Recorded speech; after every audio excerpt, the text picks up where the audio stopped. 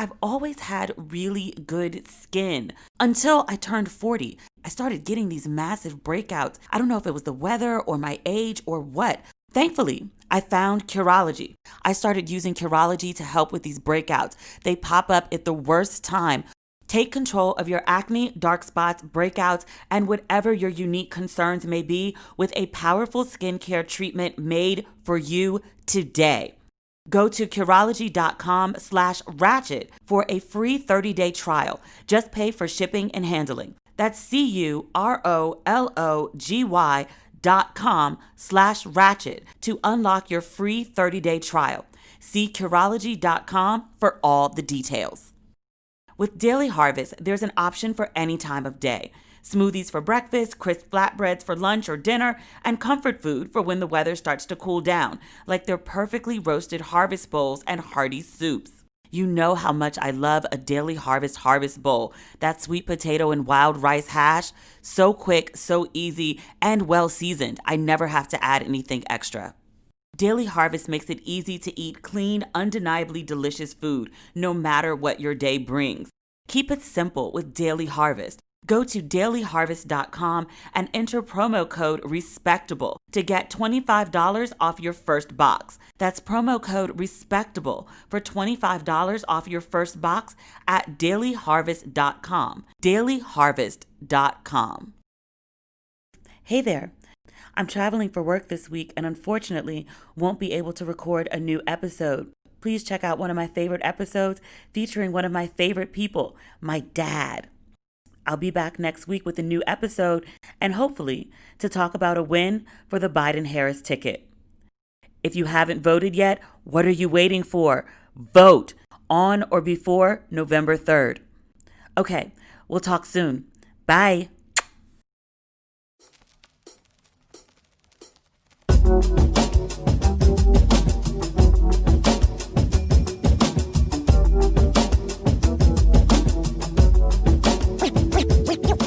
Ladies and gentlemen, boys and girls, you're listening to Ratchet and Respectable with Demetria L. Lucas. We are living in the strangest of times. What's happening right now with race, where it seems that we are in the middle of what Me Too was for women, it looks like the reemergence of Black Lives Matter is about to be for race. I wake up every day and I get a flood of emails from all these different corporations about how they're going to do better, how they're acknowledging systemic racism and that Black Lives Matter. Ben & Jerry's, Uber, PetSmart. I logged into Netflix last night and the homepage was not a moment, a movement. And it was a recommendation of 40 movies that people could watch to learn more about the Black experience. I was like, does Netflix even do this for Black History Month? And they got a whole Black thing going on at Netflix. Like I get the emails every month for Strong Black Lead. And they've got a podcast. Like there's Black community happening at Netflix. But I ain't never logged on and the homepage for everyone is a recommendation of films about systemic racism. It's weird. I wrote about this on Instagram and I used the word weird, and I'm not necessarily complaining. It's just weird. I keep using the word weird and it's because I don't know a better word. I've seen people liken it, and I think this is probably the best example, to a piss poor boyfriend who you've told him all this time, these are the things that I need from you. These are the things that I want from you. And then one day, like, not even the worst thing happens. Something else that's routine really happens. And then all of a sudden he was like, oh, okay, now I get it. All the things that you said were happening that I was like, no, I don't see it. I don't see it. All the times you accused me of gaslighting you, lying to you, saying one thing, doing another, all of that. Yeah, it actually happened. And I'm going to change now. And you're just like, huh? It's a mind fuck. That's the best description of it. It's a complete mindfuck. Racism against Black people in America has existed since we landed on these shores in 1619. That was 401 years ago. And now suddenly, because you saw one video After all the many videos of Black people being executed, abused, harassed, beaten, you see this one video and now it's like, oh, all the shit that we told y'all were making too much noise about, all those times we told you this is all in your head, all these times we told you, like, why didn't you just comply? Like, all of these times we've gaslighted you for 401 years. You know what? You were telling the truth. Huh? This gonna take some adjustment. I was at the grocery store the other day. I inhale club soda. So I'm getting this club soda off of the top shelf and I'm not even on my tippy toes or anything. And I'm putting it in my basket. And this white man comes over and he was like, oh, did you need any more? Do you have everything you need? And I was like, oh, yeah, I'm good. And I'm thinking that, okay, because he wants the remaining club soda. Like, I got like 5 bottles, but there was like 4 left. He was like, oh, okay. And he was like, well, did you need anything else from up here? And my first thought was, is he hitting on me? And he was like, I just wanted to do something to make your day easier. And I was like, oh, it's because I'm Black. Now, usually when Black people are like, oh, it's because I'm Black, it's like because they just experienced some racist microaggression. But now it's like, oh, you're being nice to me because I'm Black. Is this how white people have been living all this time? I think back to that Eddie Murphy skit from Saturday Night Live in the 80s. Eddie Murphy is white for the day. He goes to pay for something and puts money down and they're like, no, it's free. What are you doing? It's like living a life driving with nothing but green lights, courtesies and consideration all the way. And it's just like, is this what white life is like? I'm not mad at it. I want to adjust to it. But like, I think what we're experiencing right now with this flood of acknowledgement of racism, systemic racism, these are all the things that I think people thought would happen when Obama got elected. A lot of Black folks never in a million years thought Obama would win. And then when he did, we were like, oh, shit, maybe there's going to be a shift. There was a small bit of hope where we thought like, OK, if people are open enough to elect a Black president, then maybe there's hope for change in all of the ways that systemic racism affects Black people. Like maybe white people will actually see us for the full breadth of who we are. Maybe. But then it didn't happen. And then Black folks were like, yeah, we were kind of naive for even thinking it would. Because, again, this is America. And now there's been a shift, seemingly. I talked to my dad about it. My dad is an old Black man born in the 40s in Mississippi. And we're actually going to talk to him later in this episode. I was like, have you seen anything like this before? Like this? And he was like, no. He was like, even during the civil rights movement, he was like, it was a lot of people marching, but he was like, it was mostly Black folk. He was like, the Freedom Riders, they were white. They got on the buses, but he was like these mass movements, every state in the country protesting, all these white folks and folks of other colors too. It's not just white. It's a whole bunch of everybody out there. And he was like, nah, that's not what the civil rights movement looked like. I've never seen this before. This is new. I said, do you trust it? And he was like, We'll talk to him about that later in the episode. But 110%, I want to be hopeful. But in the same way, I think that, like after you've had your heart broken so many times and you start dating again, you're just wary.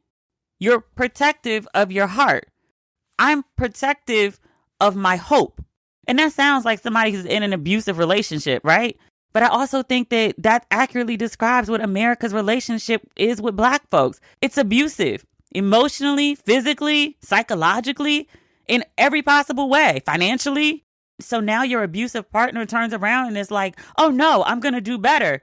And here are all the ways. And here's a great start.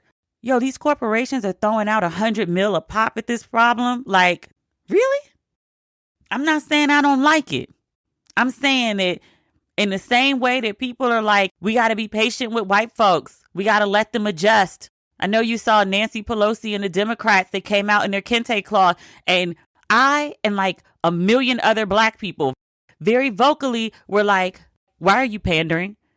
They produced a good bill that has a lot of police reform in it. And no one is talking about the bill because they're talking about their stunt with this kente cloth.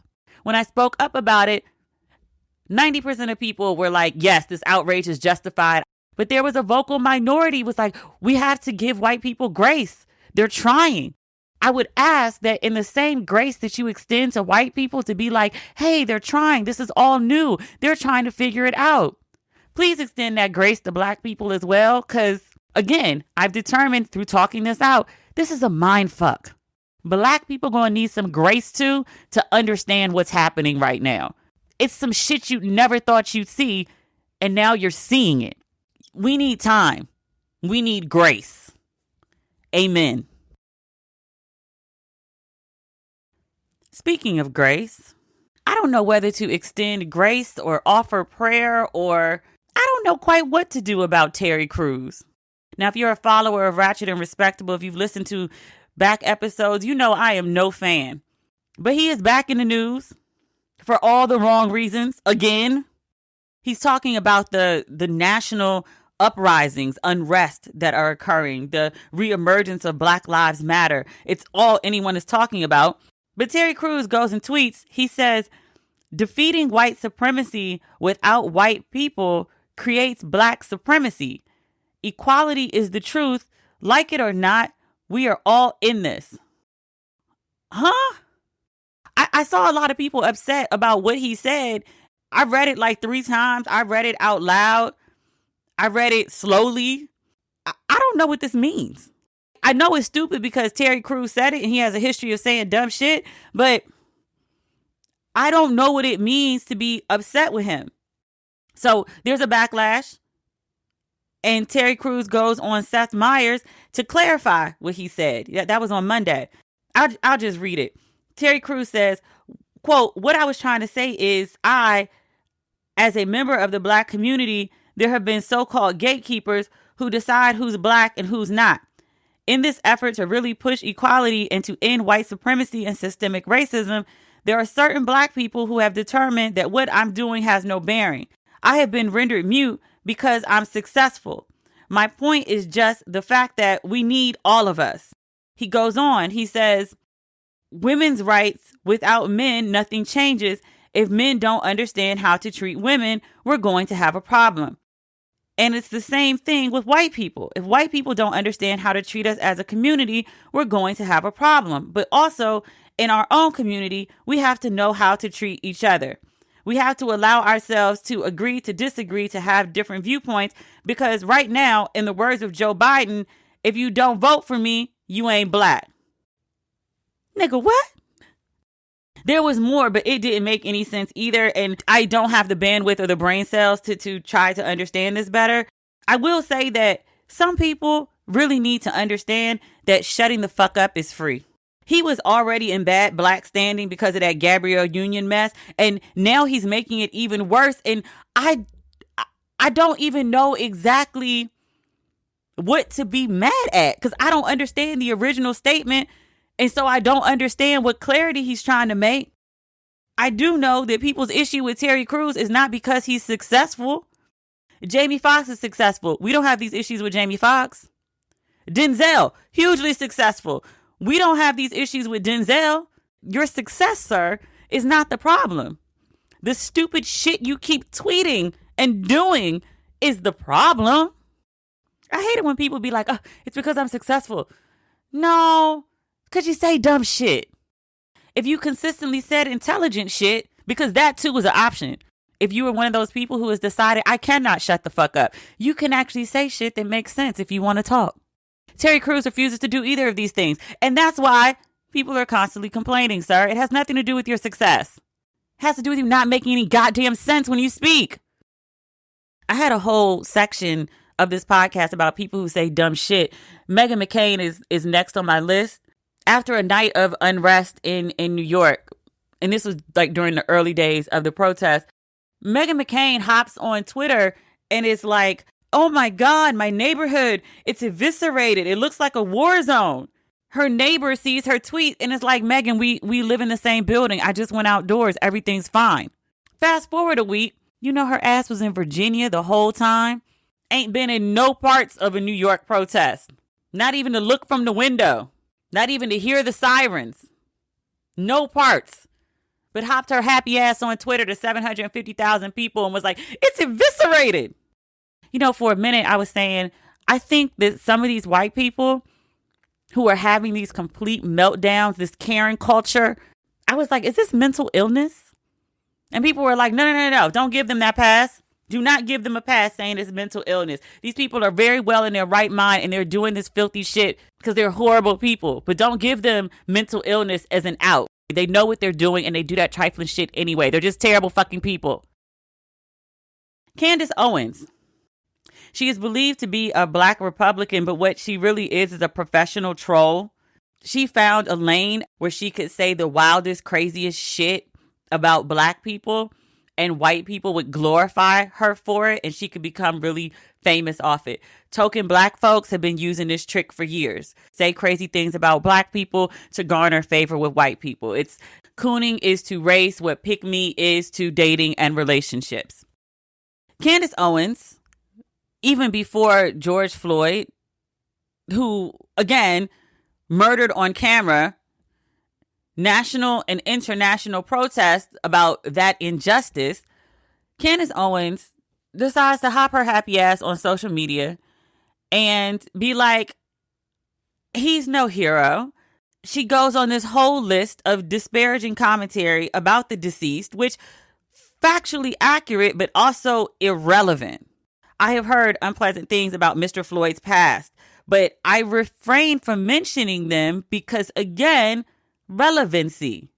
You don't need to be an angel in order to not be killed by police or by vigilantes who think they police. I've spoken on many previous episodes about Breonna Taylor, who was murdered in Louisville. The week before she was killed, we were hailing EMTs as heroes. Can you be more perfect of a victim? Black people be not perfect and black people be perfect. And they be dead all the same. A criminal history or a lack thereof of a criminal history is not the issue. The systemic fucked upness of the police force is the issue. Why does this need to be explained to this cooning ass woman? And honestly, it doesn't. That's what pisses me off the most about Candace Owens. She knows what she's doing. She says that shit for a reaction. She loves it. She lives for it. You ever dated somebody who just like thrives on chaos? She's one of those people, like the president. Loves chaos, loves confusion, loves pissing people off. Like it makes them shit green. I don't get it. Lately, I've had some busy days. I mean, the kind where I look up from my computer, realize it's the end of the day, and I've totally skipped lunch. For days when my meetings are back to back, or if I just need a quick break, I've been loving Daily Harvest. Daily Harvest delivers delicious food built on organic fruits and vegetables right to your door. It takes just a few minutes to prepare, and I never have to question if the food I'm eating is good for me. They never use preservatives, added sugar, or artificial ingredients. With Daily Harvest, there's an option for any time of day. Smoothies for breakfast, crisp flatbreads for lunch or dinner, and comfort food for when the weather starts to cool down, like their perfectly roasted harvest bowls and hearty soups. You know how much I love a Daily Harvest bowl. That sweet potato and wild rice hash. So quick, so easy, and well seasoned. I never have to add anything extra. Daily Harvest makes it easy to eat clean, undeniably delicious food, no matter what your day brings. Keep it simple with Daily Harvest. Go to dailyharvest.com and enter promo code RESPECTABLE to get $25 off your first box. That's promo code RESPECTABLE for $25 off your first box at dailyharvest.com. dailyharvest.com. I've always had really good skin until I turned 40. I started getting these massive breakouts. I don't know if it was the weather or my age or what. Thankfully, I found Curology. Whether you're trying to take control of acne or if acne is no longer your top skin concern, fine lines, dark spots, occasional breakouts, or clogged pores, Curology will customize a prescription formula with 3 active ingredients picked for you to help you tackle your skincare needs. I started using Curology to help with these breakouts. They pop up at the worst time. To get your treatment plan, start by answering questions online about your skin and sending in a couple selfies to Curology. Next, Curology matches you with a licensed dermatology provider who gets to know your skin. And if it's a good fit, you'll get a customized prescription cream to address your acne, fine lines, dark spots, and more. Now, I took the quiz online. It takes about 5 minutes, and they ask you questions about your sleep patterns, what you eat, how much water you're drinking, how much exercise you're getting. All of this has a huge effect on your skin. After you do the online questionnaire, Curology sets you up with a personalized treatment plan and ships your custom formula right to your door. My first shipment came about 2 weeks after I put in my order, and then I got another shipment, I want to say 30 days later. I have had very clear skin since I started using Curology. Take control of your acne, dark spots, breakouts, and whatever your unique concerns may be with a powerful skincare treatment made for you today. Go to Curology.com/ratchet for a free 30-day trial. Just pay for shipping and handling. That's CUROLOGY.com/ratchet to unlock your free 30-day trial. See Curology.com for all the details. George Floyd, after 2 weeks, was finally laid to rest. His final funeral was on Tuesday. There were 3 funerals. I didn't watch the first 2 funerals, just this last one. I thought it was a good funeral. 4 hours. It's a lot of funeral. Very black funeral. Actually made me miss church. I haven't been to church in a long while. Not because I have a problem with God. Me and God have a great relationship. Me and church, not so much. But all in all, good funeral. Reverend Al looked like he had a fresh perm and roller set for the occasion. He had on his robe and some leather gloves. I couldn't tell if those were for COVID protection or if those were like statement leather gloves. I will tell you that all this time, I forgot that Reverend Al was a minister. Very frequently when I refer to Al Sharpton, I refer to him either as Al Sharpton, first and last name, or Uncle Al. I rarely call him Reverend Al. In my head, I think of him as an activist. I think of him as a TV host. But I always forget minister. And I don't know why, because it's not like he's out here conducting himself in an ungodly way. I just never think Reverend Al. Maybe it's because he doesn't have a church, but he's a good minister. He did an amazing eulogy. Sort of. And he called a lot of people out. Holy punks in the pulpit. Called out some other ministers. He talked about Trump and his sickness in high places. He talked about Roger Goodell from the NFL. And he was like, you're going to acknowledge that the NFL bungled the handling of racism and peaceful protesting, but you're not going to call Colin Kaepernick by name? No? Then you ain't fully made it right. You're not going to offer that black man a job? Then no, you haven't made it fully right. Do better. He talked about folks skinning and grinning for the cameras. My issue was that none of this had anything to do with George Floyd. Now, if you want to get on TV, you want to do a national address to the people, like, sure, have at it. Like, talk about what you want to talk about. But I kind of feel like at a funeral, especially the final funeral, it should be about the deceased. And a lot of the funeral was not about the deceased. A lot of the funeral was political statements. If I am to be honest, I'm offended when Republicans do it, and I'm also offended when Democrats do it.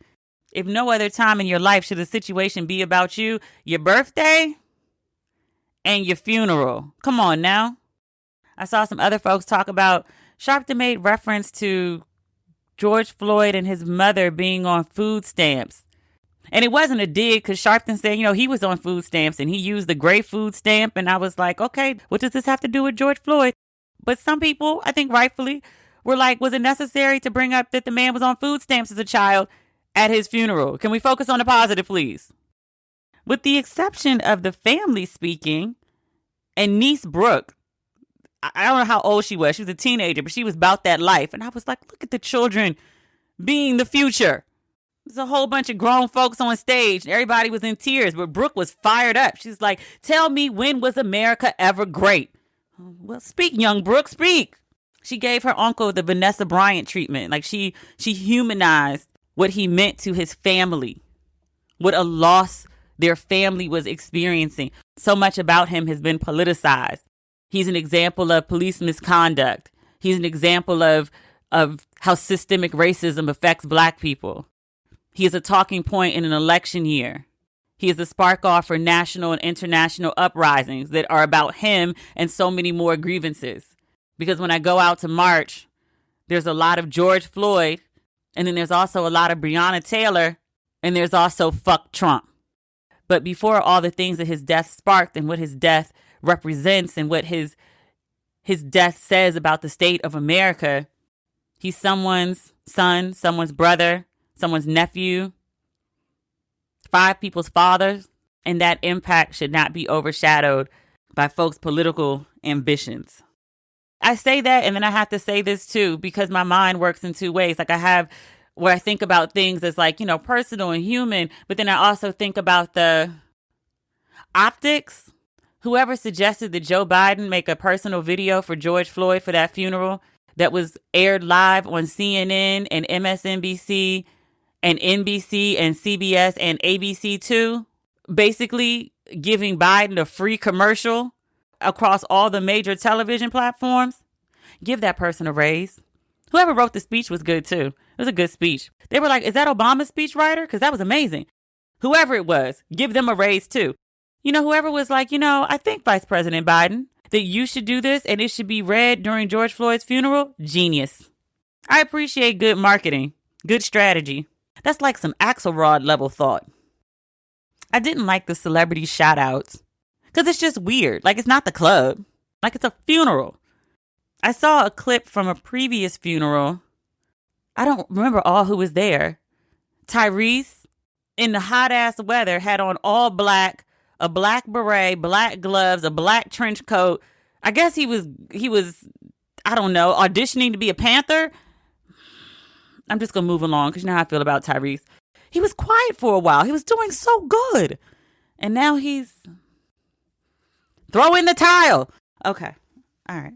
At the funeral on Tuesday, Terrell Owens was there. Terrell Owens was there. Floyd Mayweather was there. I believe Floyd paid for the funeral, so he could be wherever he wants to be. Jamie Foxx was there. Again, I know this because Al Sharpton shouted him out. He shouted out, who else? I'll Be Sure. I was like, I'll be sure. I mean, I'm not mad he was there. I think anyone who wants to pay their respects and can get into the funeral, it was the hottest ticket in the country. And I hate to say that about a funeral, but we're not going to act like Black funerals are not social events. They are. It was strange. You know what else I thought was strange, though? Stephen Jackson. We've discussed him on at least 2 occasions on the podcast. He has been on all the news shows speaking about George Floyd. He says that he and George Floyd were very close friends. He says they called each other twin because of how similar that they looked. And I was like, okay, like looking at them, I can see that. I believe in the video at the last funeral that they made of George Floyd, I believe at least 2 of those pictures were Stephen Jackson based on the nose. I thought it was weird that in all these celebrity shout outs, because Stephen Jackson is a former NBA player, he's been on every news station talking about how he's a friend of George Floyd, and he wasn't listed amongst the celebrities present. Nobody else thought that was weird? And he was at least 2 of the funerals. Surely the one in Minneapolis, definitely the one on Tuesday in Houston, because I watched that one. I saw him in the audience, but I just thought that was weird. They made this big show of like listing all the celebrities who were present, and you, who is the leading celebrity of this whole thing, doesn't get a mention? And you're like the close friend? That's weird. Maybe it was an oversight. Or not. I don't know. It's just something I noticed. Speaking of missing people, where did the fiance go? You remember maybe like a day or 2 after the video went viral, George Floyd's fiance was doing interviews. She was saying that she and George were praying people. They were Christian people. And that George would have wanted everyone to forgive the police officers who murdered him. And everybody was like, what? No. Even the family was like, no. We want justice. They ain't mentioned forgiveness yet. Justice. But she was everywhere. The white woman, the fiance. We ain't heard a peep from her since that early round of interviews. We ain't heard not a word. Where did she go? You were the whole fiance? And you not even speaking at any of the funerals? I mean, there were 3. They couldn't find no time for you on the program? That's strange. Ma'am came and went in a hurry. I wonder what happened to her. What a good funeral. I keep saying that because it was really a good funeral. There was an artist who painted this picture of George Floyd while this singer was singing. His voice was nice, but his track was auto-tuned. But the painter painted a portrait of George Floyd in 4 minutes. And I realized maybe like 30 seconds in, I was like, oh, he's going to do a portrait. Like, this is new. And then at some point I realized, like, he's painting it upside down. And he painted a picture-perfect portrait of George Floyd in 4 minutes. And at the end of the song, he flipped it upright. And I was like, well, look at that. I'm not easily impressed by many things. That was very impressive. Good singing for the most part. I did realize looking at the choir, it was like 6 people in the choir stand. They were all spaced apart and had their own microphones. And they sounded like a mass choir. And I was like, all this time, we thought we needed a lot of people for that mass choir sound. All we ever needed was 6 people with separate microphones. Who knew? Neo sang. I'm going to move along. Okay. I didn't think it was bad. I thought it was fine. He seemed to get emotional at the end and left the stage abruptly. People on my timeline were like, no, he couldn't hit his notes. He sounded terrible. I did not think he sounded terrible. I tend to give people grace on how they sing at funerals because, you know, people are sad.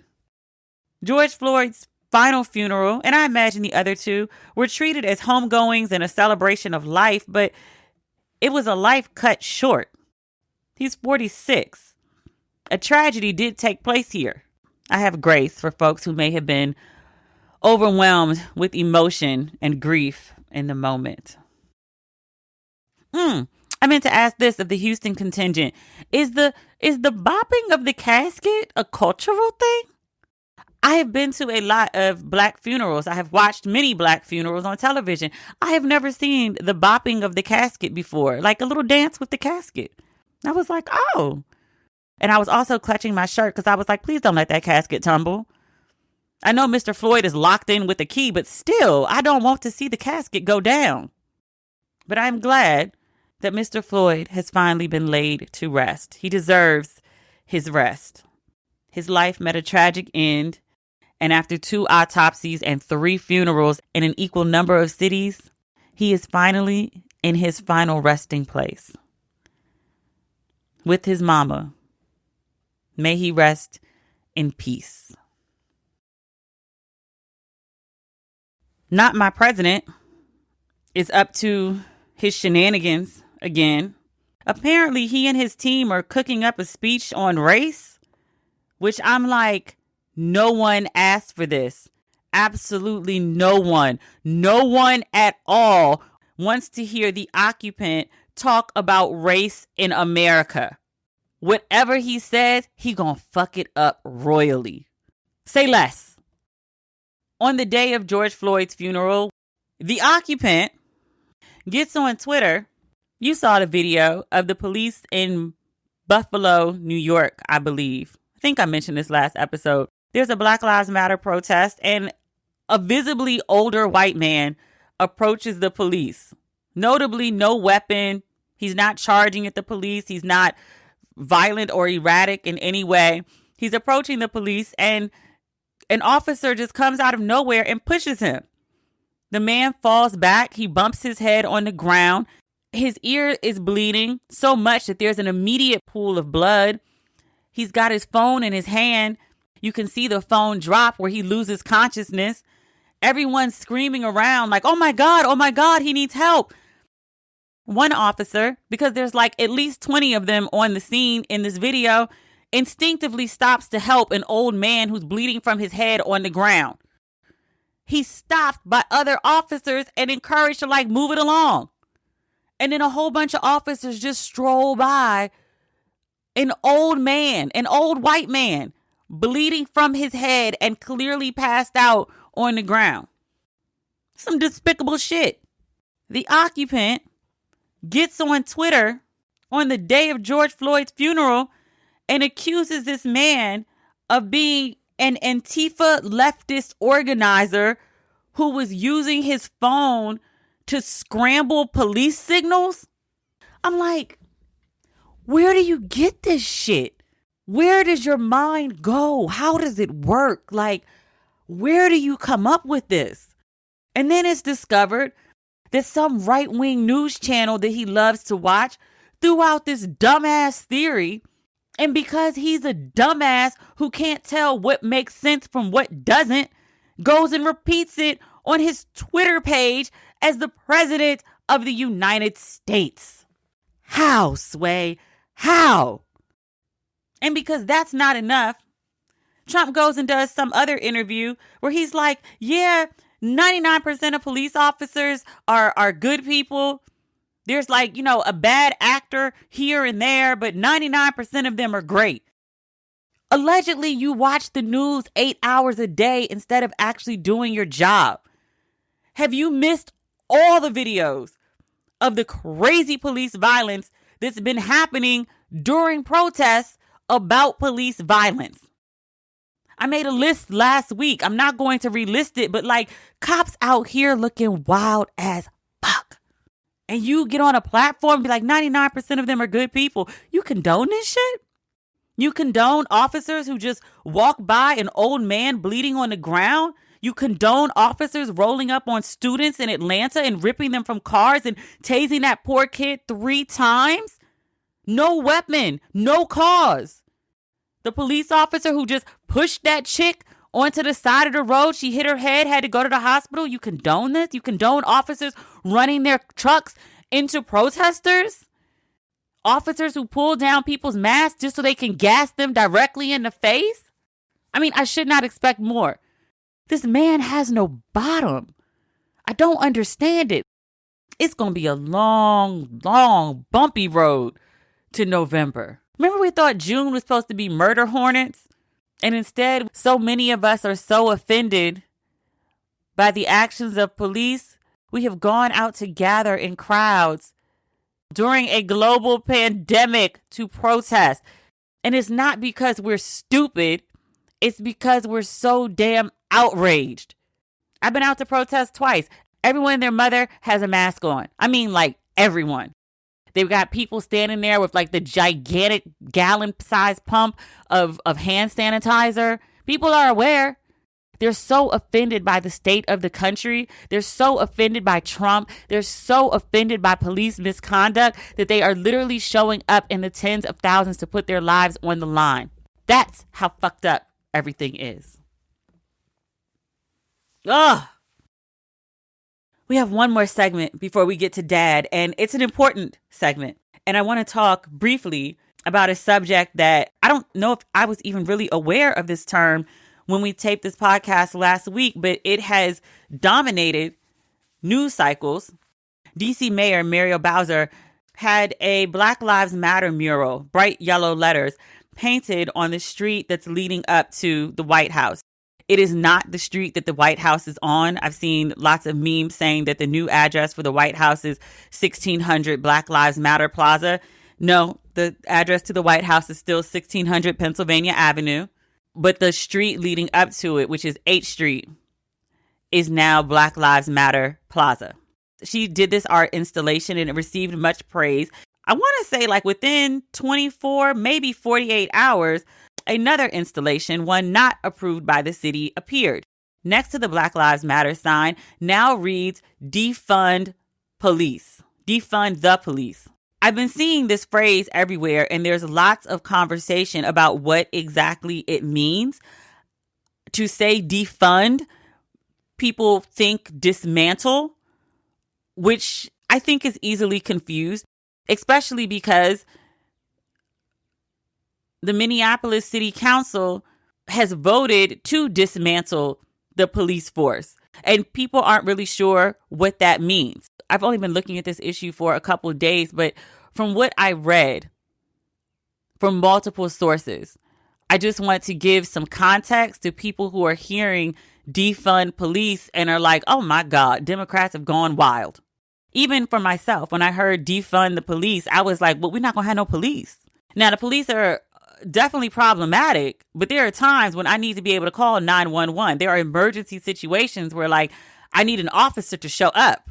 So I was like, no police, and that's not what defund police means. In short, and in confusion, defund police means many things. The two most popular are either massive reform for the police.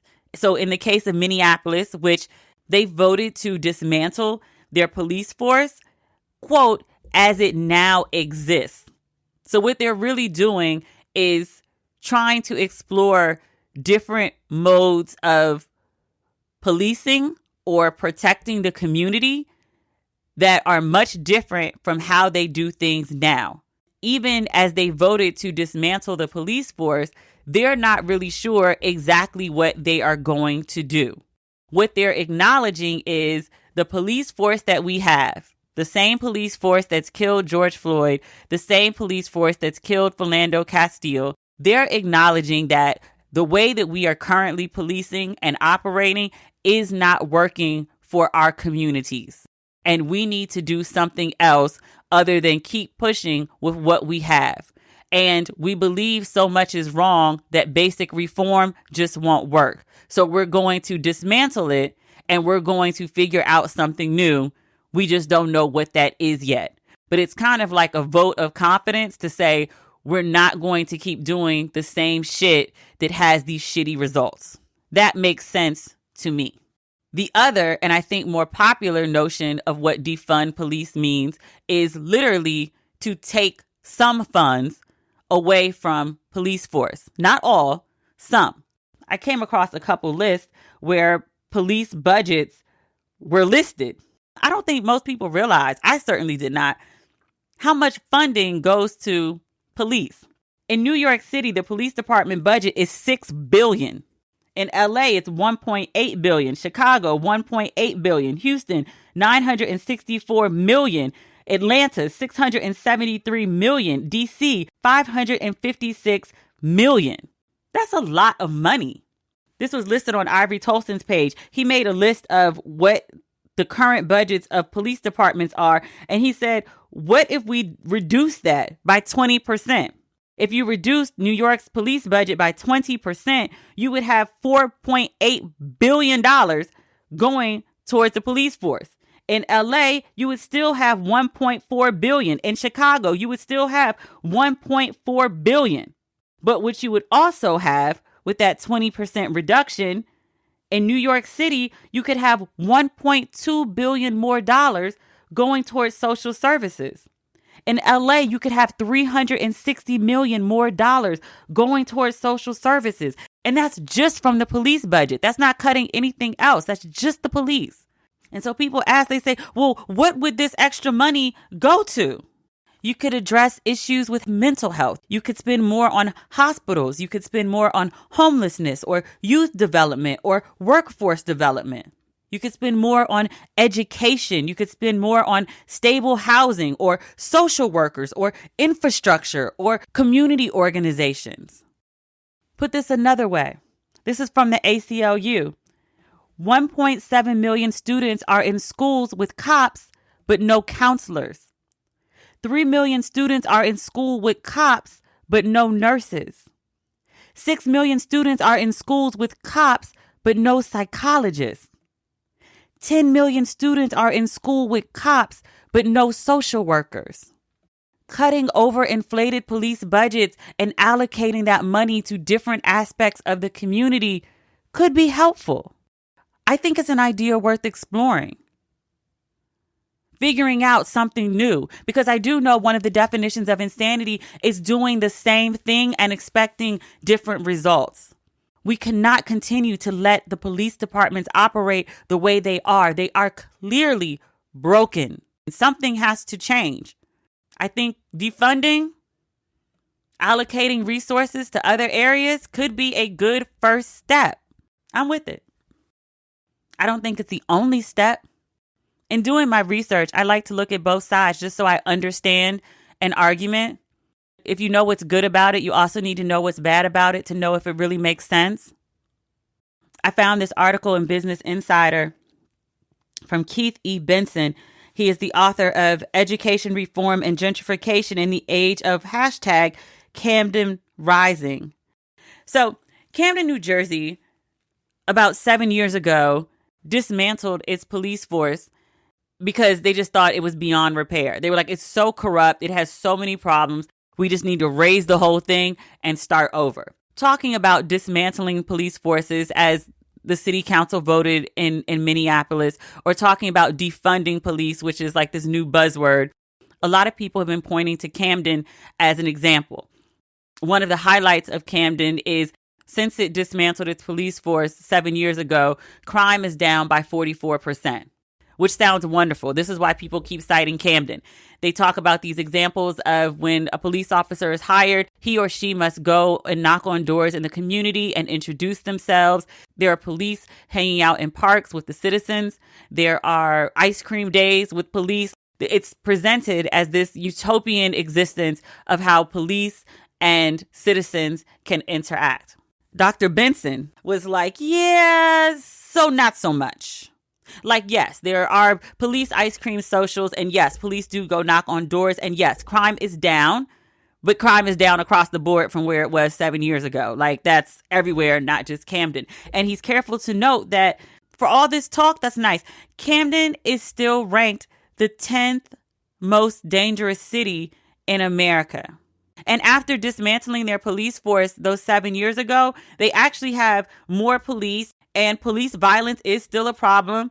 And there's a spike in abuse of power allegations against the police in the city.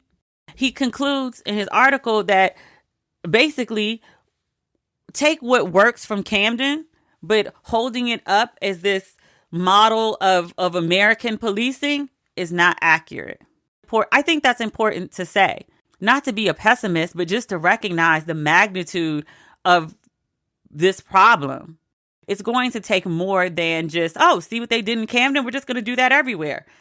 They tried something new in Camden and that thing didn't work. But that doesn't mean that something different can't also be done.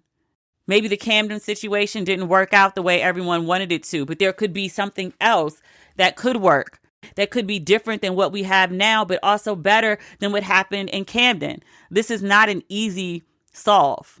I do not know the details of what they should do. I just know that what is happening is not working and change needs to come. What if I told you you could get important fertility insight without going to the doctor or even leaving home? Modern Fertility makes that possible with easy at-home fertility hormone testing. Modern Fertility is the easy and affordable way to test your fertility hormones at home with a simple finger prick. Mail it in with a prepaid label and you'll get personalized results within 10 days. Traditional testing with your doctor can cost over $1,000, but Modern Fertility only costs $159 to get the same information. I think Modern Fertility is a great tool for women who want kids today or maybe one day. Either way, you need information to make the decision that's best for you. Right now, Modern Fertility is offering our listeners $20 off the test when you go to modernfertility.com/ratchet. That means your test will cost $139 instead of the hundreds or thousands it could cost at a doctor's office. Get $20 off your fertility test when you go to modernfertility.com/ratchet. modernfertility.com/ratchet. You don't have to wait until November 3rd to cast your ballot. Be an October voter. In most states, you can vote early in October. Request your mail ballot, return your completed ballot in the mail or in person, or vote early at an early voting location. There's no time to waste. Treat every day like Election Day to make sure all voices are heard. Make a plan to vote. Be an October voter. Visit instillIvote.org to join the fight for voting rights today. Paid for by the Leadership Conference Education Fund. There's nothing like that Friday feeling. For me, it's the anticipation of at least having one day off. But I don't have to wait for that feeling to kick in once a week anymore. Because with award-winning wine from First Leaf, any day can feel like Friday. First Leaf is a wine club that sends personalized selections of wine from top vineyards around the world directly to you. Because the only thing better than one fantastic bottle of wine is a case of award-winning wine that shows up at your doorstep. Unlike other wine clubs, First Leaf uses an algorithm and your feedback to create future wine recommendations. I took a quick survey on the site, and it asked me things like, how sweet do I like my wine? Do I prefer white to red? What styles of wine do I enjoy? Things like that. Subscriptions are flexible and shipments arrive on your schedule with practically zero effort. Now, I've got mine set to once a month, but if you like to go through a little more wine than that, you can do once a week, every 2 weeks, whatever your preference is. First Leaf is a much more affordable way to enjoy wine from top winemakers and vineyards. You'll always get award-winning wine for an unbeatable low price. I love sorting through the wines and the surprise of loving that first sip. What are you waiting for? Get that Friday feeling like I do any day with First Leaf. Join today and you'll get 6 bottles of wine for $29.95 or double the fun with 12 bottles for $59.95. Just go to tryfirstleaf.com/ratchet. That's 6 bottles of wine for $29.95 or 12 bottles for $59.95 at tryfirstleaf.com/ratchet. I am very excited about our guest for this week's podcast. Like last week, I have asked this guest 50 million times if he will be on my podcast. I wanted to do this for a really long time, and I never thought he would agree, but he has. So I'm really happy to have my dad as a guest on Ratchet and Respectable. Hi, Dad. Why, hello, Miss D. How are you? I am very well. Can I tell you that I'm a bit nervous interviewing you in a way that I wasn't when I interviewed Mommy? Well, I don't know why. I guess I should tell you that I'm one of your biggest fans. Well, you do listen like immediately as it goes up. Like as soon as it goes up, I hear you listening to it in the living room. Oh, every Thursday I'm looking forward to what's happening. So what I wanted to talk to you about, 2 things that are overlapping and related, but I wanted to talk to you about growing up in Mississippi, and I wanted to talk with you about your dad because I don't know much about your father. He died long before I was born. He died in 1966. So can you tell me about where you grew up? I grew up in Collins, Mississippi, a little community called Hopewell. Did people call it Hopewell or they called it something else? They called it the Ridge. The Ridge. Right. Okay. So I recall a story where the Ridge was actually referred to as Nigger Ridge. We used it as the Ridge, but a lot of people on the Ridge used it as that word, Ridge. Yes. Okay. Why was it called N-word Ridge? Well, most of the black people in that area, they own their own land, their homes, and it was just a black community. They own their own land? Oh, yeah. Where'd the land come from? I don't know all of the details, but I do know that my grandfather at one point owned 600 or 700 acres of land. And I know my dad owned probably 400 or 500 acres of land. Where did all this land come from? Well, there was a program back at that time, and I don't recall the name of the program. I think it was a homeland type program. Is this like 40 acres but without a mule? Well, no, we got a little more than 40 acres of mule. Did you have a mule growing up? I had a mule growing up. I really did not think the answer to that question was yes. Yes. What other animals did you have? Oh, we had pigs, we had cows, we didn't have any goats, but we had horses, all of the other animals that was on the farm in the country. So a full-fledged farm in the country. Yeah. What else was on the farm? Did you have crops? Oh, yeah. What crops? Oh, we had cotton. We had cucumbers. We had corn. We had tomatoes. We had string beans. We had what they call English peas. How big was this farm? Our farm at that time, we had 76 acres. How much of the farm was cotton? Oh, I would say about maybe 10, I would say 10, 12 acres of cotton. Did you have to pick it? We sure did. So I asked that because I think when people talk about picking cotton, people think, of course, enslaved people, and I think they think sharecropping, but they think that the idea of, like, I don't know, black people picking cotton was like 50 million generations ago versus I'm sitting here talking to my dad about picking cotton as a kid. Absolutely, we pick cotton. I pick cotton on our farm. Then we pick cotton on other people's farms, which were black farmers. And sometimes I'd pick a little cotton before I'd go to school. How much cotton did you have to pick per day? It depends. My mom would have me to pick cotton beside her. So I would be expected to pick, when I was younger, probably 50, 60 pounds of cotton a day. But my mom, she could pick a lot more than that. How much? Maybe 150 or 200 pounds.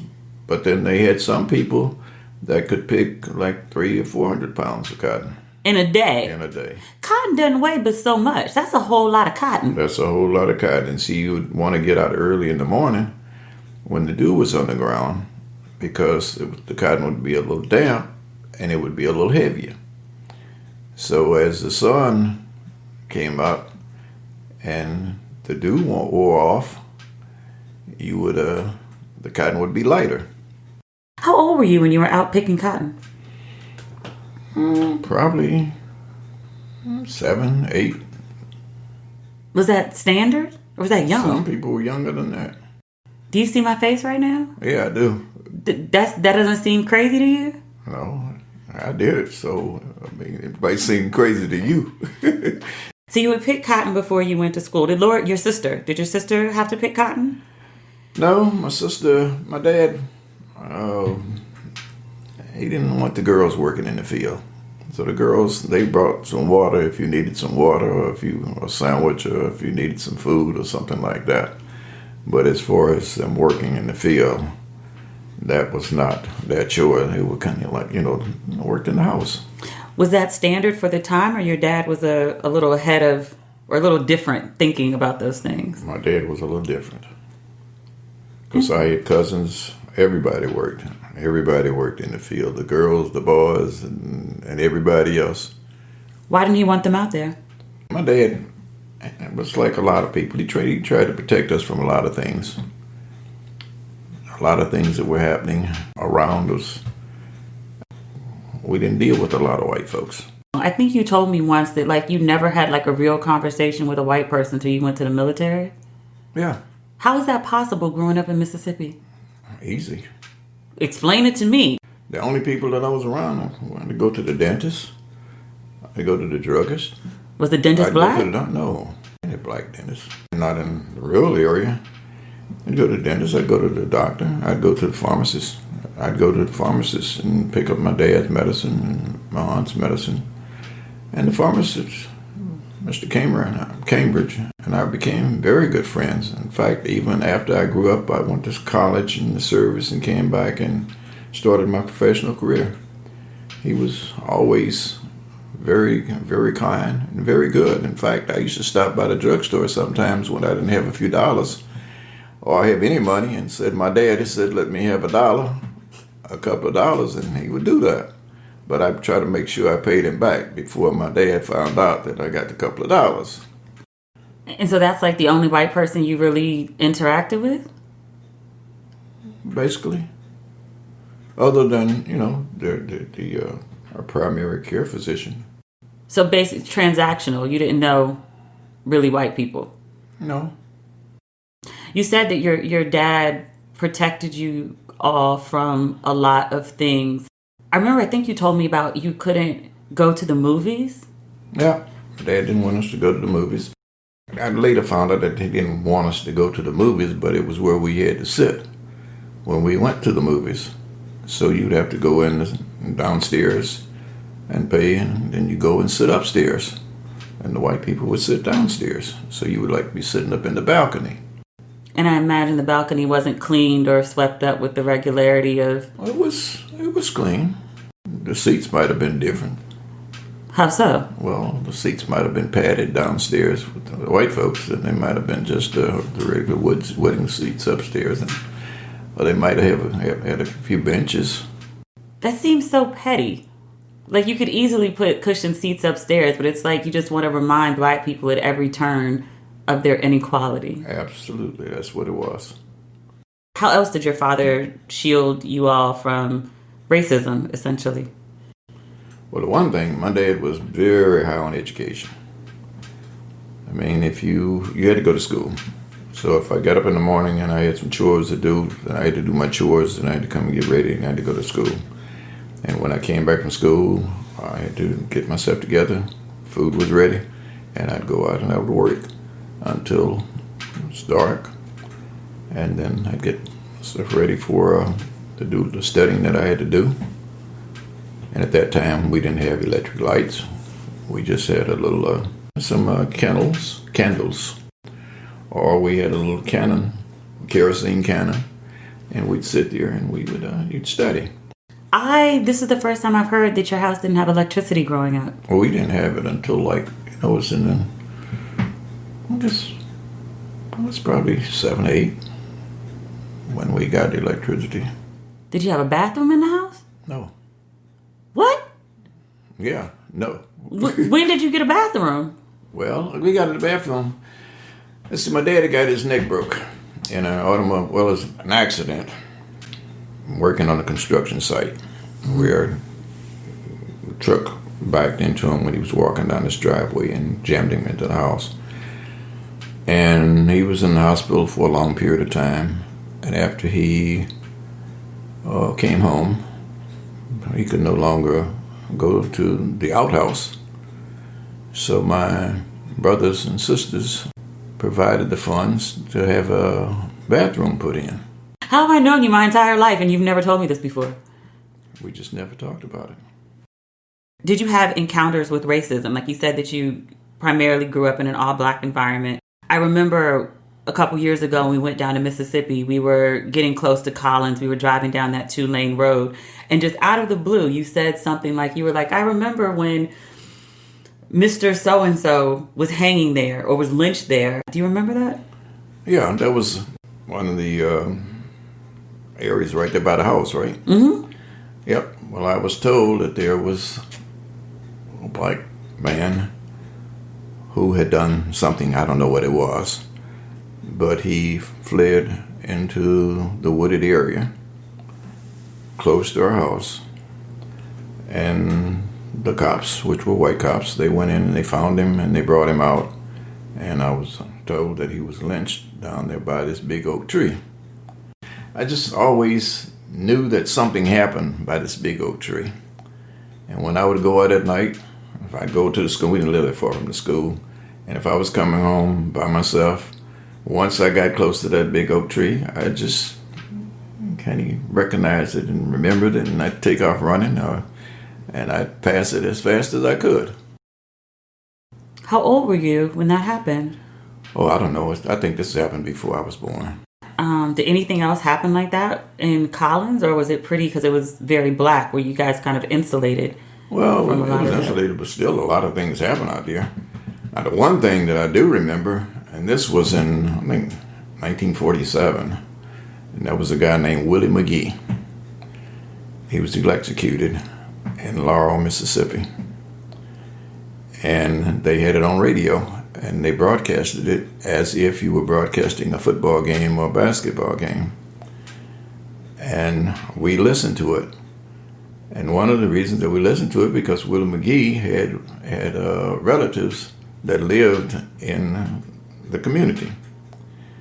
And I know when I was at the, I guess you would call it the Civil Rights Museum in Jackson, Mississippi, and they had this panel of names of people that had been lynched or killed in Mississippi, and his name was there. They broadcasted an execution? Yeah. I'm sure it was pretty common. If they did that one, I'm sure they did others. What impact does that have on you as a kid? Well, I mean, I listened to it with my folks. What did they say about it? Well, they didn't like it, by no means. But it was known because, I mean, they publicized it because we knew it was going to be on radio and we knew what time it was going to be broadcast. And the person, Willie McGee, was executed supposedly for raping a white woman. Which at that time, the white woman said he did not rape her because they had an ongoing sexual relationship for a while because they just got caught. Okay, I vaguely remember this story from when I was at the museum. Or maybe this is just one of many. That's just one of many. That's a lot, Dad. That is a lot. But you're sitting here in the kitchen telling me this like the sky is blue. Well, I remember Till murder. What do you remember about that? Well, I remember it because I'm one day older than Emmett Till. And I was 14 years old, like he was 14 years old. And it was on the news every day, and it was something that we followed. It was something that I followed. And I think about it all the time because here I'm still alive. I've lived a good life, and I think that this young man who came from Chicago to visit his folks, like many of my cousins and relatives came from the north to visit us in the summer, and he didn't have that opportunity. What lessons did your parents teach you about being a black man when you were growing up, or being a black boy? A lot of the things that I talked to you about when you were growing up. Like what? And that's when you go out. Well, the one thing that I do remember my mom saying, and I do that, and I remember it now, is that wherever you're going to be when the sun goes down, that's where you need to stay until the sun comes up. Let me go back for a minute. Growing up in a small town in Mississippi that was pretty insulated from white folks, and then going to Jackson, to go to Jackson State for college, what was the biggest difference? Well, going to Jackson State, it was great for me. I had just turned 17 in July, and going to the city, seeing what then, the bright lights, and all the beautiful young ladies from all over the state of Mississippi. Dad! And, it was just, as I would say, it was a beautiful something. A beautiful something. That's what Reverend Wheeler used to say. That's what Reverend Wheeler used to say. Did you encounter more racism when you got to Jackson State?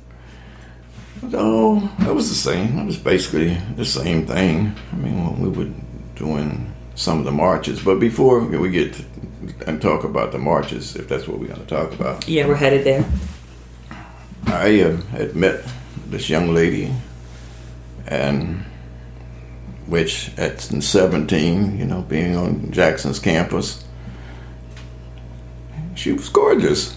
She lived out in the city with some of her relatives, and on this particular Sunday, she came back on campus. We decided we were going to take a walk down to the drugstore, and that's where you get your ice cream.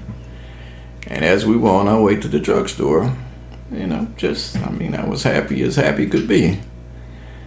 And this car drove up, and this cop let his window down, and he said, "That's a beautiful black bitch." And she grabbed my arm and she said, don't say nothing. And we just kept walking, and the car just kept riding right beside us. And they did that for maybe 25, 30 yards, saying all kind of stuff. And there was nothing I could say. This is probably maybe the 5th time that I've even talked about this, because every time that I've ever thought of it in my life, it hurt. Why did it hurt? Because it was not the right thing to say to me. It was not the right thing to say to her. How did it make you feel? Sad, bad, mad, real mad. Not angry. I mean, mad, whatever the differences might be. What do you think about the protests and the uprisings and all that's going on right now with Black Lives Matter? I think it's fantastic. I think we should do more of it. I don't like the burning, the looting, and all of that part of it. But the actual protesting, I think it sends a message. I was looking at people coming across the Golden Gate Bridge, coming in to San Francisco, and I'm going like, 80% of these people are white folks. That's a good thing. The same thing in New York, the same thing in the big cities, but also in the smaller cities. And whether they only had 5 or 6 people, or maybe it was 20 people, or 500 people, or 5,000 people, it sends a message. Did you ever see this happening in your lifetime? Did I ever think I would see it? Yeah. When I say it, I mean, did you think you'd see non-black people marching on behalf of black people saying their lives matter? Yes, but not as many. Not to the extent that it is. Does anything about what's currently happening shock you? Or surprise you? No. All of the things that are going on now and that the cameras are picking up are things that have gone on forever. I mean, it's always been, if a black person does something, you don't do anything. You got a problem. But that same white person does nothing of the same thing, or if he goes out and kills some folks like they did it in the church down in South Carolina, they take the brother out and buy him a cheeseburger and get him, something to drink because he was thirsty. You went to protests. You participated in protests, yeah? I did.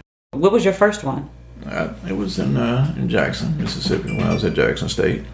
What were you protesting? Well, the Freedom Riders were coming in from Birmingham, and we were going to be marching downtown. And I was part of the march, and we were going down Lynch Street, and somebody told us that there were a lot of cops, a lot of horses, a lot of dogs, a lot of guns. So we went from Lynch Street over to another street that would take us downtown. And once we got over this little hill, I think they had more cops than we had anticipated, and more dogs and more horses. And we got to a certain point, and the chief of police was standing there, and he told us to break it up. And we didn't break it up. So they started to shoot tear gas. And at that time, they told us if we were going to protest and we were going to march, I think we had to be 2 people, and it would have to be a distance like 4 or 5 feet between each one. And I was like number 4. The Latina sisters, they were in front of me. One of the tear gas bombs hit one of the sisters in the back of the head and exploded, and I couldn't see. And I can remember one of my classmates was standing on the porch of one of the houses, and she would say, "Larry, you better run." And I could feel the cops and the dogs and people running by me. But when I did get a chance to see a little bit, I took off. And I think that I was running so fast you could probably see fire coming from under my sneakers because I was moving out. But we also teased the president of the student government at that time. He was leading the protests. And he went the long way back to campus, and I went the short way and jumped up a fence. And he beat us back to campus. And we always teased him, "Man, how did you get back to campus that fast?" He should have been on a track team. Yeah, he should have been. You mentioned once, because again, it's like that Mississippi trip was so enlightening. I wanted to see Medgar Evers' home. Yeah. And we were standing in the house, and the guide was telling us about Medgar Evers, and you were like, "Yeah, I knew Medgar Evers. Like, I think you said you did flyers for him, or you did something at the office." His office was right down the street from Jackson State's campus. It was in the Masonic Temple building. And my roommate and I would go down, and we would address envelopes, stuff them, seal them, and send them out. And occasionally Meghan would come through, and we would have a chance to talk to him, or he would come and chat with us. Great guy. He had vision, and he saw a lot of things for the future of Mississippi that a lot of people just didn't see at that time. Where were you when he was killed? When Meghan was killed, I think it was on that service when he was killed. Do you remember where you were, like, or what you thought or felt at the time? Oh, yeah, I was hurtful. I was hurtful. Why? He put his life online. Why did you feel it was important to protest or to address envelopes with Medgar Evers? Because when people talk about the civil rights movement, they often mention that like something like 10% of black people got involved. It's probably less than that. Less than that. Why did you feel the need to be involved? Well, I was always involved because my dad was very much involved. He read the paper every day. We got the Jackson Advocate once a week, which was a black paper, and we got the Clarion Ledger every day except Sunday, and we got Sunday's paper on Monday. And he read the paper from front to back, and basically he would pass it on to me and ask me to read it. And very much involved in the educational process, the need for the educational process, and also the need for what the NAACP was doing. And I saw him operate, and I saw how he maneuvered and accomplished a lot of things, not only for himself, but a lot of the people in the community. And he couldn't do it just through dealing with black folks. He had to deal with the white folks. And I remember once we had an election, and it was like the county commissioner for Beat 5. And that was a person who took care of the roads. Well, we didn't have pavement at that time, paved roads at that time. You had gravel roads. So the guy would come through and clean the road maybe once every 2 weeks, depending on what would happen. And my dad didn't vote for this person. Well, let me back up and say, we had this little like horseshoe that would come around by the house and then you go by. Well, the guy before him, he would always come through and clean up a little horseshoe. But once this new guy was elected, he didn't do it because my dad didn't vote for him. So after a few times, I saw my dad get off his porch, and he went down and he flagged the guy down, and he cut his machine off, and my dad talked to him. And from that day on, every time he would come through, and they would come and do a little horseshoe. I saw my dad go to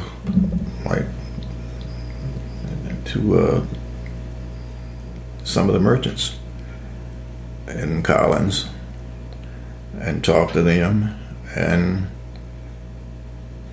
he accomplished what he wanted. And it wasn't like the Uncle Tom type thing. It was just a general conversation. And then we used to do like the taxes, the farm taxes, income taxes for a lot of the people in the community. And it's basically the black people. And I remember once we were sitting there, and this white man drove up in his little pickup truck, and he came up, and I never saw him before. And he wanted my dad to stop doing the taxes because it was taking away business from him. My dad said, I don't know the whole detail of the conversation, but he basically told him that's not going to happen. That he had the knowledge and he had the experience, and he could do the taxes just as well as he could. And I know he got really angry, and he stormed off and got in his pickup, and he left. We continued to do the taxes. What was the conversation you and your dad had about that? Well, he was just saying that he came out to try to intimidate us. And he said us because we were doing the taxes at that time, and Dad couldn't write. That was after he had had the accident.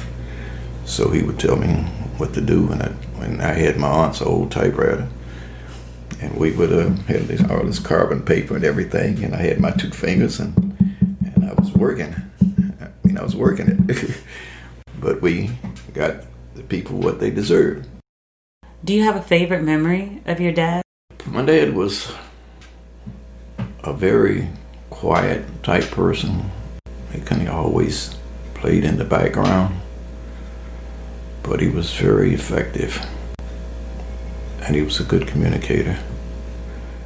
He taught school, and I used to see a lot of, I guess, his students, and they would call him Professor Lucas, but I kind of never knew him as, the teacher. I just knew him as the person who was on the trustee board. And I knew when we had our junior and senior prom that they didn't want us dancing. Wait, y'all couldn't dance at prom? We weren't supposed to. Oh, distinction. Yeah. And so we had a junior senior prom. So my cousin, he had a fleet of jukeboxes. So he brought one of his jukeboxes down and set it up so that we didn't have to put money in it and we could play the songs. So as soon as the jukebox started, I and one of my good friends were the first ones that hit the floor. And I guess when he got to his next trustee meeting, somebody was saying that they were dancing and everything. And the principal said, well, let me just be very clear. Your son was the first one to hit the floor. And I heard a lot about that once he got back home. Wait, why is dancing bad? It wasn't bad. It was just that it was bad in their eyesight. What were you supposed to do at prom if you're not going to dance? Just stand there? I don't know. That's why we danced. Wait, can we go back to something else? Your dad could vote? They could vote for like the trustees of the school board, and also they voted for the in some of the elections. Like for the superintendent election that I had, where the guy was doing the roads and everything. Yeah. Yeah. But then you had to pay poll tax to vote. And the poll tax was like $2. So he paid the poll tax. And then there were a couple of other people that we paid poll tax for. But then there were a couple of people that I remember, they were pretty older guys in the community. And the first thing that you would tell them once we paid the poll tax, you can only vote once. And the vote was that you would sign a petition. So if you signed a petition once, you weren't supposed to sign it again. Well, they didn't know. And somebody would come through and maybe give them $1.50 and then put an X on the line for them and sign for them. So therefore, it would cancel out their vote. Yeah. Old school ways of voter suppression. Yeah. As opposed to what they're doing in Atlanta right now. Did your parents know you were out protesting? No and yes. Or yes and no. Explain that, please. My dad, I had a telephone conversation with him, and he had told me to be careful. And he didn't want me to be out there because he knew what could happen. And he didn't have the money to basically get me out of jail. He was ill at the time from the accident, and he would have to get somebody to drive him to Jackson and everything, and to just be careful. It's the same thing that I told you last week when you went downtown. You didn't tell me to be careful. The first thing you said was you don't need to go. Well, I kind of said that, but then I thought about it. I said that's probably the same way that my dad felt when he told me what he told me. After you decided that you were going, I thought it was good. And I was glad that you went. After you came back, you were talking about what you saw, because those are the only things that you can experience by just being there and seeing what's going on and seeing the people and how the people are reacting. And you can appreciate it. Yeah. And you will remember it forever. Yeah, I was really glad that I went and saw it for myself. And then after you said you were going back the second day, I didn't say anything. No, you didn't. And then after you said you were going back the third day, I said, she got it. I didn't go back a third time yet. I went downtown to work out. Okay. What other protests were you in? Or involved in, rather? Well, there was a young man who when I first came down here to Washington, in Prince George's County, who the cops had stopped, and I think that he killed both of those cops. And they had protests down in Prince George's County at the courthouse, and I went down for that. Do you remember the details of that story? I don't know all of the details now, but it's a bad situation. What I remember, and I think that happened the year I was born. I think it might have happened before I was born, but if I remember, he was a teenager. Yeah. And the cops beat him so bad that he pulled the gun. He got their gun out of the holster and shot a cop. I think it was 2 of them. It was 2. Okay. Yeah. That's a really sad story. Yeah. But it's one of those, I would say that if the story of New York is Amadou Diallo and Sean Bell and Eric Garner, and if for Minneapolis it's Philando Castile and George Floyd, I think Terrence Johnson is probably that for Prince George's County. There's one thing that I learned after I left Mississippi and went in the service and came back and lived in Detroit for a while and then traveled all over the country. What was happening in Mississippi was happening all over the country. Was it worse in Mississippi or it was just bad everywhere? It was bad in Mississippi. It was just more publicized in Mississippi. But when I talked to some of my friends from South Carolina and from North Carolina, their stories are equal or sometimes worse. Was it better when you got to Detroit? Not really. There was racism. There was racism in Maryland. There was racism in Boston. There was racism in LA, and it still is, and it will continue to be. I feel like Detroit, though, like especially like in the 60s, at least like when Mommy talks about it, she almost talks about it as like this black utopia. A lot of the things that happened in Mississippi happened in Detroit. A lot of the things that happened in Detroit happened in Mississippi and happened in other places. It's just the story of being black in America. Yeah. Where were you during the 68 riots? When 67 in Detroit? Yeah, 67. Yeah, I was in Detroit. Where were you during the riots? Well, that Sunday, I'd gone out to Huron Park, and we had gone out for a little barbecue, and I came back and was listening to the radio, and they were talking about all of these things going on downtown. Well, a friend I'd picked up, I had to drop them off back downtown, so I drove down Woodward Avenue, and things were really happening down Woodward Avenue. What does really happening mean? Well, I mean, they were breaking in stores and, I mean, looting and... And you just drove down the middle of it? Well, I mean, I had to take them downtown. And the one thing that I do remember is that one person, they drove up to this furniture store, and they had a convertible Cadillac. They let the top down, and they put a big sofa across the back of the Cadillac, and then one guy got in the back of the trunk of the car, and they put the love seat, and then he was holding on to the love seat, and I saw them pull off. And that was on my way down, and then when I came back up Woodward... You drove back up Woodward? Well, I didn't have no other choice because I had to go home. When I drove back up Woodward, they had basically cleaned out a lot of the stores, and they'd broken into a lot of jewelry stores. And I remember this one friend of mine, the guy came up to him and he asked him, "Hey man, you want some diamonds?" And he said, "Yeah." So he opened his pocket and he put a handful of diamonds in his pocket, and I think he said he gave him $10 and he took off running. He said he didn't know what a diamond was. He got home and put all of the stuff on. He goes like, "Whoa, what have I got here?" But still, it was not a good thing for Detroit because a lot of the black businesses were destroyed. They never came back, and it was kind of like never the same. There were a lot of people where they could walk to the grocery store, walk to a drugstore, something like that. They had to use other means of transportation to get other people to take them where they needed to go in order to accomplish what they needed to accomplish. I feel like those are some of the same concerns that people have now Absolutely. About Minneapolis or other cities that have been... Yeah, just like what was happening down in New York. Yeah. On Fifth Avenue. I mean, this is what was happening here in Washington. But then that's kind of part of the movement. It's unfortunate, but it's part of what makes that whole thing happen. What other ways do you think people can support the protests other than actually going out there with their signs and yelling? Fund some of the operations. Send a check. I think check writing is important. Like somebody got to bail people out. Oh, yeah. I wanted to go down to Washington this week, but that's not me right now. You did tell me you wanted to go down on when I went down on Sunday, I guess. Yeah, that's like my good friend, my good friend who's 93 years old. Did he go down there? He went down there. He took a ride down. I would like people to know that the good friend he's referring to, if you're a regular listener of the podcast, is Uncle Teddy, who was not a numbers runner, just for clarity. before the crowd start, like very early in the morning, like we could go down there and see the Black Lives Matter sign.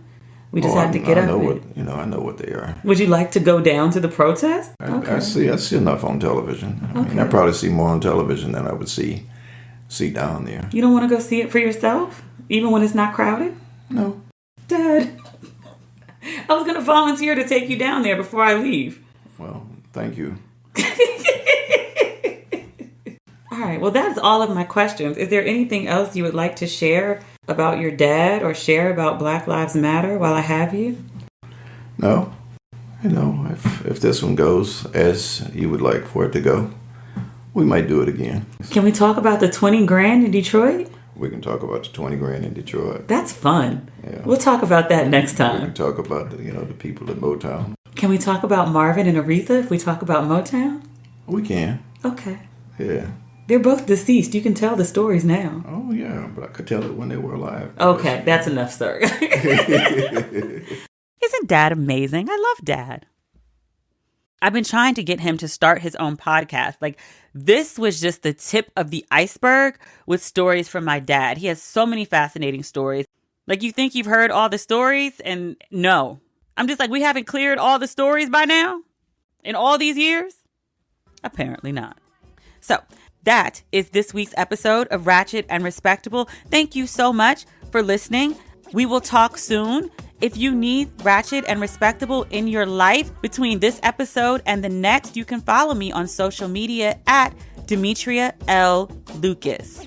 If you've liked what you heard on today's episode and you are not subscribed, please subscribe on whatever platform you are listening to the podcast on. That way you can make sure you get the episodes as soon as they go up. So I think that is everything. We'll talk soon, yeah? Okay. Bye.